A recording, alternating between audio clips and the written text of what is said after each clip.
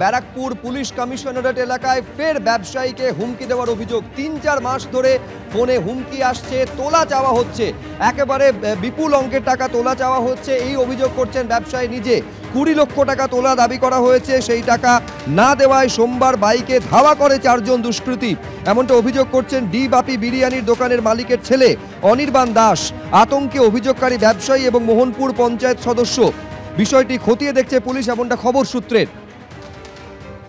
সমীরণ পাল আমাদের প্রতিনিধি আরো বিস্তারিত বলবেন এই নিয়ে। সমীরণ, দর্শকদের স্মরণে থাকবে এই ডি বাপি বিরিয়ানিতে কয়েক বছর আগে গুলি পর্যন্ত চলেছিল, এবার মারাত্মক অভিযোগ সামনে আসছে, ফের তোলা দিতে হবে 20 লক্ষ টাকা, বিপুল অঙ্কের টা নিয়ে হুমকি ফোন।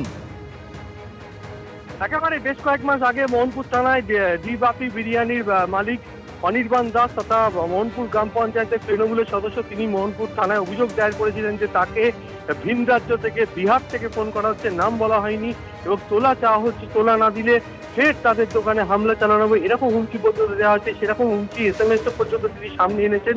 শুধু তাই না, আতঙ্কিত হয়ে পড়েছেন। এবং গত কয়েকদিন আগে অর্থাৎ পরশুদিন রাত্রিবেলা তিনি যখন বাড়ি ফিরছিলেন ব্যবসার কাজ সেরে কল্যাণী এক্সপ্রেসওয়ে ধরে, মুড়াগাছা থেকে মোটর বাইকে করে, 2টি মোটর বাইকে করে তার গাড়ি পুরো ফলো করা হয়, এবং ঠিক যে কায়দায় অজয় মণ্ডলের উপর হামলা চালানোর তিনি আশঙ্কা করছেন যে সেই কায়দায় তার উপর হামলার ছক রয়েছে, তার বাড়ি কোথায় চিনিয়ে নিয়ে তারা রাত্রিবেলা ফিরে যান।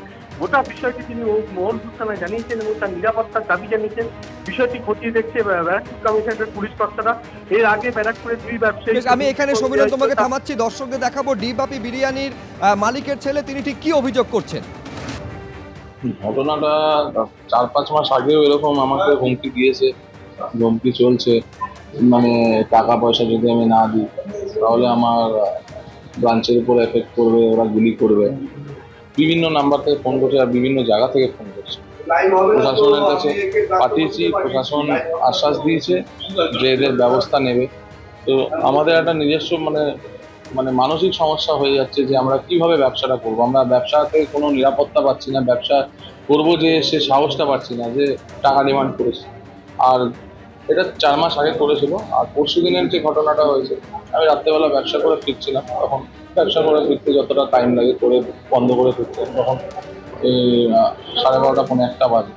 ওই সময় আমি মুড়াগাছা ক্রসিং করছি, সেই জায়গাটা থেকে আমি ফলো করছি যে সেখান থেকে আমাকে পুরো 2টো বাইক আগে পিছনে স্পট করে ফলো করছে, পুরো অলরেডি কুন্ডুবাড়ির দিকে গেছে। আমি ভাবছি যে এই গেট থেকে যদি ঢুকে কিছু ওরা অ্যাটাক করে, সেই কারণে আমি গাড়িটাকে আবার রিভার্স করে আমি একদম প্রচণ্ড, দাদা আমি রাতে ঘুম হচ্ছে না ঠিক মতন, রীতিমতো আতঙ্কিত হয়ে গেছে, নিরাপত্তাহীনে ভুগবে।